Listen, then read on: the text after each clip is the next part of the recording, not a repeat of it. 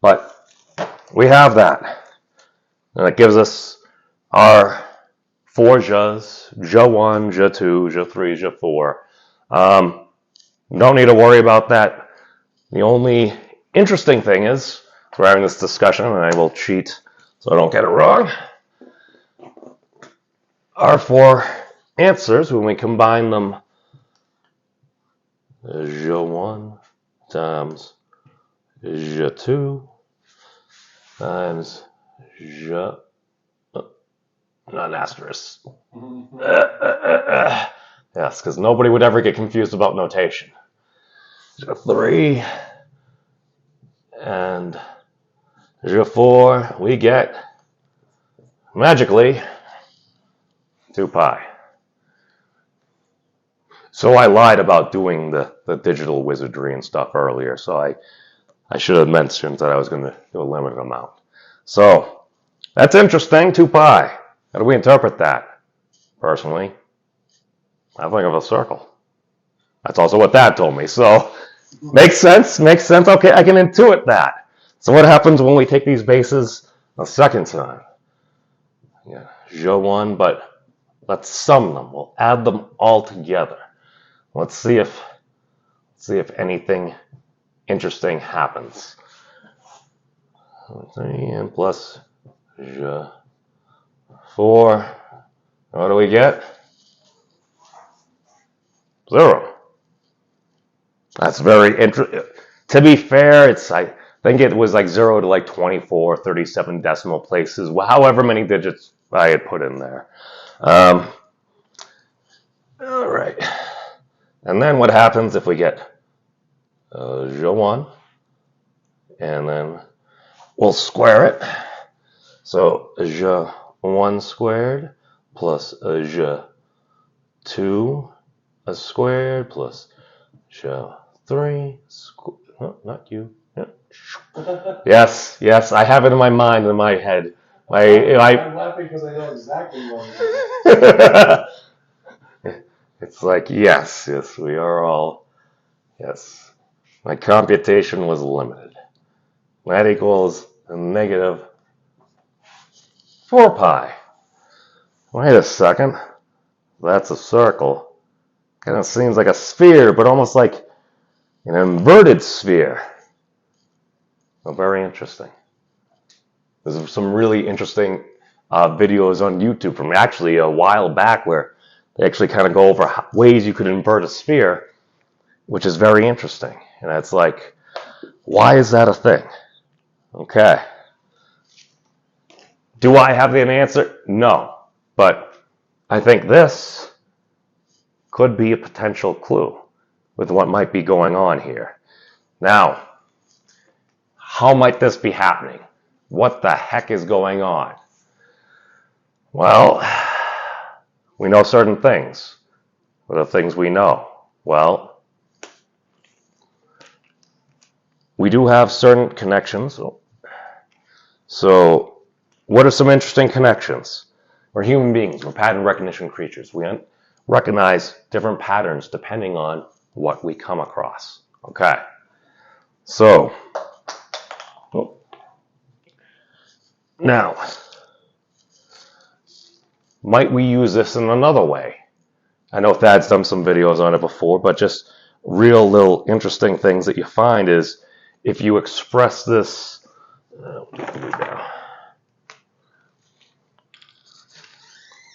so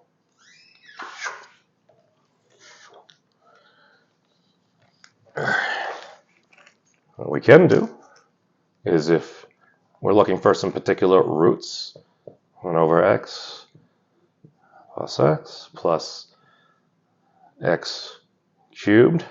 I believe if it is we set it to 0, I believe that's the construction.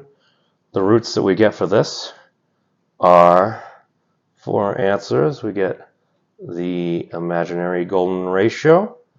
We get 1 over the imaginary golden ratio. We get the imaginary golden ratio squared, and then we also get 1 over the imaginary golden ratio squared. What the heck is the imaginary golden ratio? Well, let's start off with something that some folks may know a little bit better. We have the concept of I, which what does it do? It represents the square root of -1. We're not allowed to square negative numbers. No, but we can for I. It also seems to have been more in the easiest conventions that actually seems to be part of reality in different ways. So I is equal to -1 raised to the 1/2. It's very interesting. What does it do? It does a rotation of 90 degrees. So it has to go around 4 times to get back. That's pretty interesting. What is the imaginary golden ratio? The imaginary golden ratio. This is -1 raised to the 1/3. Whoa. Oh. Thank you. Otherwise, it's like, wait a second, that squiggly, bad-looking pi that you wrote out is equal to... Yes, somebody would correct us. And we should be corrected. Now, what does this do? You have to go around 6 times. Wait a second. Going around at a particular rate, going around at a different rate. We've seen that before. Oh. Is that the exact same? Oh, probably not. But it's just very interesting. You start to see some of these different constructions coming out of a limited number of things. Now,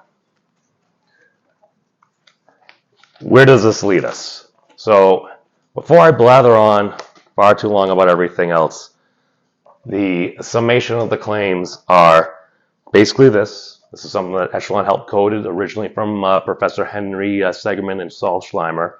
Shout out to them. But basically, this is a 3D representation, currently in 3 space. And these cutouts are here so you can see inside of basically an object which is known as the complement of the hyperbolic figure 8 knot. Within knots, you have the unknot, which is basically just a circle, a loop of string, if you would. Then you have the trefoil, which is next most complex. And then you have the figure 8, which basically just kind of loops around, loops through itself. I'm not even going to try to draw it here because I know I'm going to butcher it. But essentially, the actions within that knot, if you remove everything that is not within that knot's articulation, it would project into something like this, which could be represented in a spherical-like form. However, there are ways to actually potentially transverse up this, whatever that is doing. It's not for the scope of this. It's just that this was something that had come to you, Thad, not because, well, this is a double cover of the Giesecke manifold, which is the minimal, non-orientable 3 manifold with a Kleinian-like structure whose first homology group is the integers. It popped out from the math, just searching for potential answers. And it's like, here's a very interesting geometric structure. I really hadn't heard potentially connected to physics. And to be fair, there are some groups that I have heard talks where they've used certain things like this, or at least at some points during the talks when asked what was this based upon. Occasionally it will come up, but I think that's a pretty neat object with a lot of cool geometric properties. Something rotating one way, something rotating the other way, balancing out, but something that also has a form of, let's say, within volume, something that we may be able to try to calculate through maybe some displacement or something. I know that Professor Weilberger was going over a little bit earlier today, which is one of the things that I just want to touch upon real quick, was just here at the monastery, what are we doing? We're trying to figure out what's going on. I think all humanity is. And how are we trying to do that? We're trying to do a multi-pronged approach. One, we're trying to figure out the constants of nature. We're trying to figure out what might actually be going on, these interactions. We've been able to start to make some pretty cool like animations and stuff. And that's really where it hits home. Why? Because I can say all these words and try to do some digital wizardry and stuff.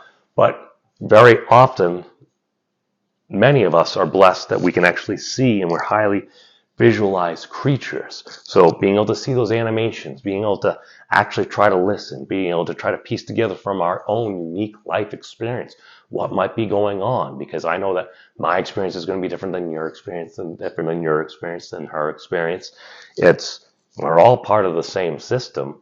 I believe we can start to figure this out, which is one of the reasons why we also have the Universal Library. Why?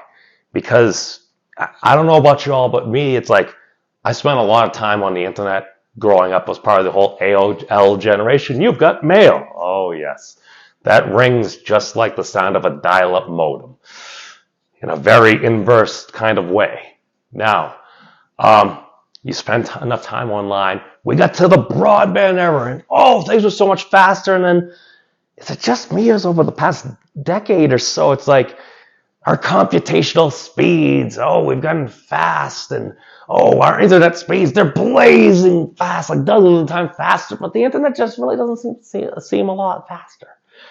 Maybe it's just me, but after talking with Echelon, it's like, okay, we had stuff in a particular type of way. We kept building. We kept on leveraging the powers of computation, the powers of bandwidth and everything.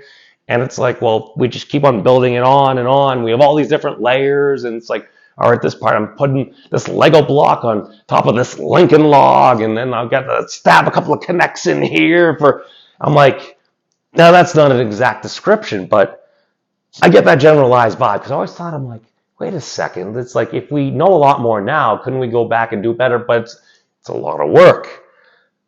You've spent about a quarter century working on it. So it's like, now it's to the point where it's like, all right, we're starting to see some results. We're starting to have very high efficiencies, where I'm starting to hear it's like, so I can localize DDoS attack myself.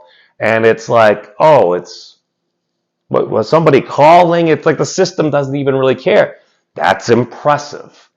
And I feel as we continue to understand more from one and one from the other, we can kind of start cross-referencing it. Because it's like, well, if you're going to create a library from the simplest universe of libraries possible, wouldn't we look to the universe to try to figure it out? Seems like a pretty good plan. So that's what we've got going on. If anyone wants to help us out, hey, feel free. Hit myself up, hit that up. Always welcome to support the monastery on Patreon as well. Yes, that does exist now. But yeah, that's really it. So take care of yourselves, everyone.